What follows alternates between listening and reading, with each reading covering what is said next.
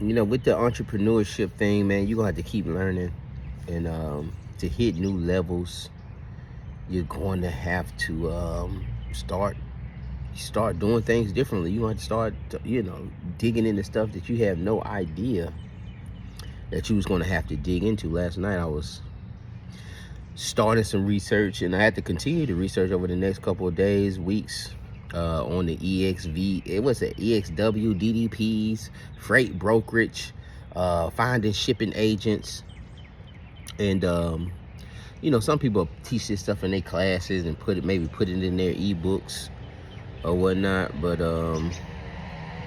you realize that Alibaba, hold on, let me let this little moped drive by.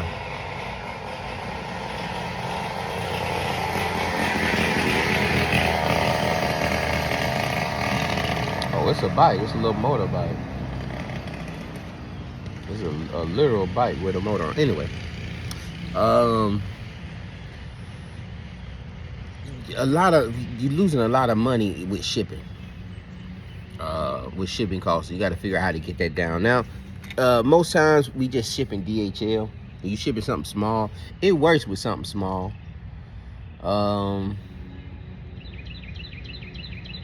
And two, man, being in certain cities, man, when you start understanding, like I said, you start understanding this thing,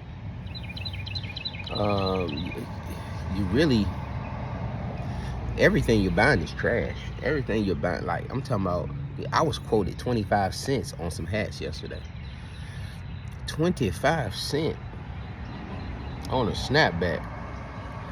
And I was like, that's just ridiculous, man. I was trying to buy 1,000.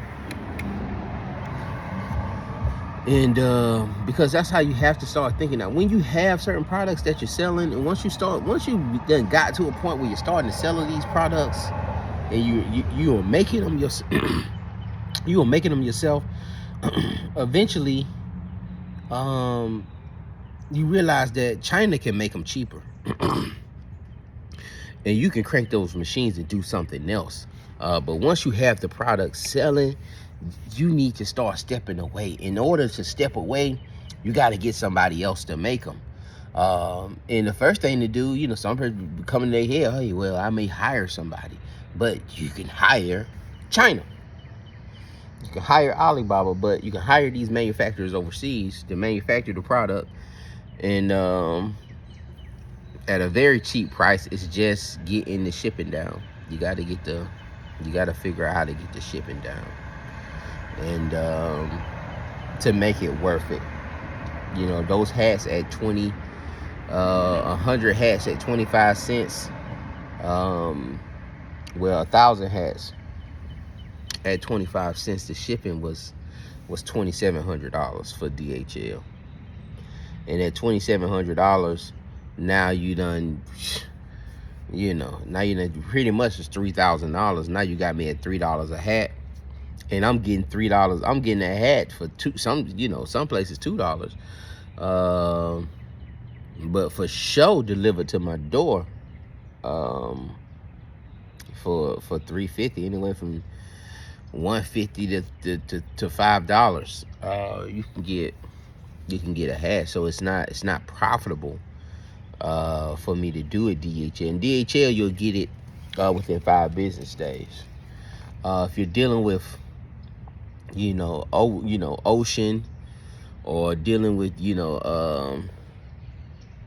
air, it takes some time. Or if you're buying crates, and that's what these folks are doing, buying containers. That's what these people are doing, and buying this stuff by weight. But you can get in on that freight. You can get in on that freight and maybe squeeze your package in that container. It's a lot, man. It's a lot of research that goes into that. But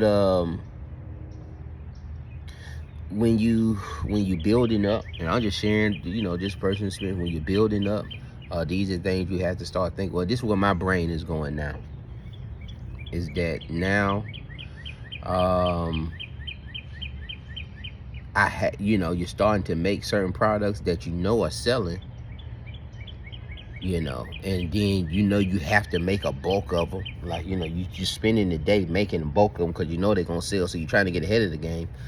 But ultimately, to get ahead of the game, you either have to hire somebody or you have to outsource. You have to outsource that product, and you're using your. So it's like, ooh, do I even buy more machines? And right now, it's definitely not a time for you, business-wise, to buy more machines. But I want y'all to think about that, and understand that everything that's in these stores, every single item is coming from China. It's coming from overseas. That product is made over there and then brought in. It's not made here. All right, and to make a product here, it has to be extremely expensive. All right, it has to be extremely expensive, and that's why embroidery. That's why making things here is expensive. So if you're selling product, I don't care what it is, and you're handcrafting products that and it's selling, and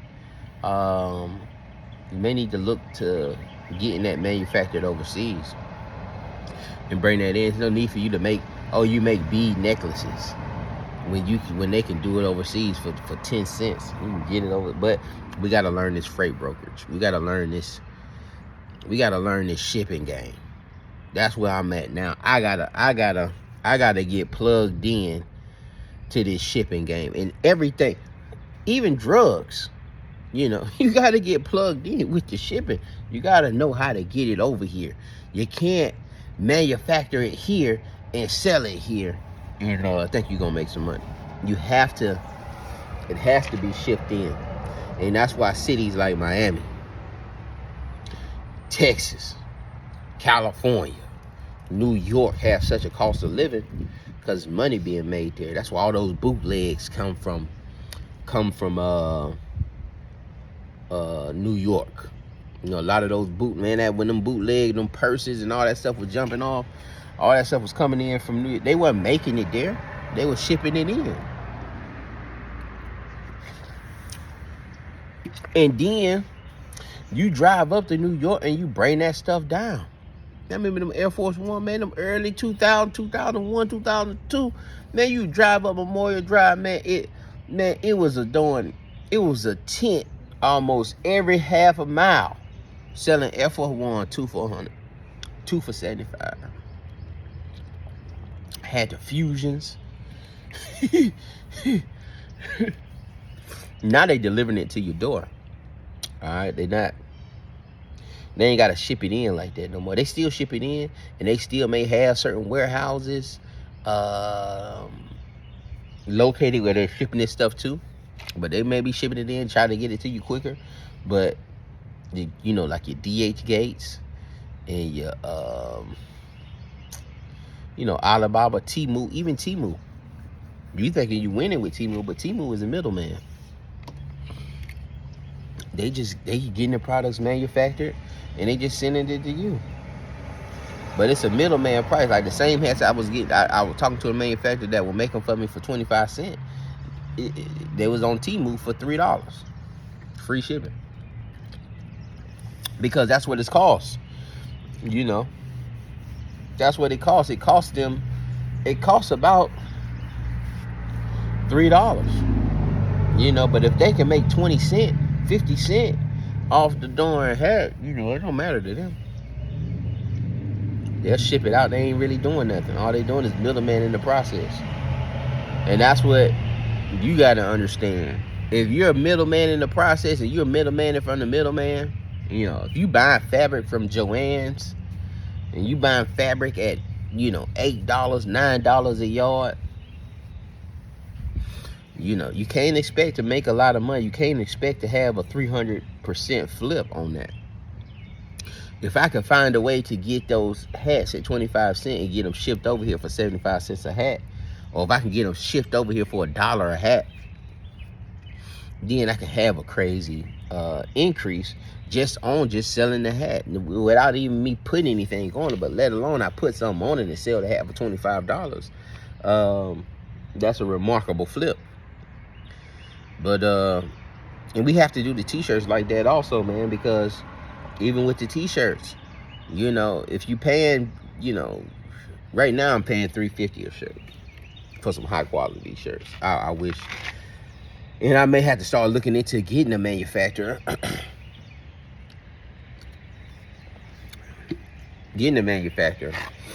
and trying to get me some heavyweight shirts like the ones I have. But and it may not be, hey, you know, all my shirts be like that. Like I still use the supplier that I'm using, but to fill the gap, to take some of the weight, you know, if you can get in some shirts at 75 cents per shirt, you know, okay, yeah, you're paying $3.50 a shirt, or say you're paying $4 a shirt now, but you know, when you bring in them 75 cent or those dollar shirts and they're the same quality and you're able to bring those in for $1 a shirt, it kind of brings it down. Now your average is, you know, around $2, $2.50 a shirt, and you know, you're able to make money. You're able to, and it's just to fill that gap. And so what and my ideal is that we, you know, we can wait. All right, you got your local distributors running and you're making money off of them. All right, but you need, you know, it's always room to make more money. All right, and so you get your local distributors. Those are allowing you the ability to wait on that freight. You may not need that freight to come in 5 days. All right, you're waiting on that freight. That's investment. All right, you can, you know, I can wait 6 weeks on some hats that's costing me 75 cents. I'll wait 6 weeks for that. I'll wait for it. I'll wait for some dollar t-shirts. I will wait. But that's what we start thinking about. And it's going to take some time for us to get to that level.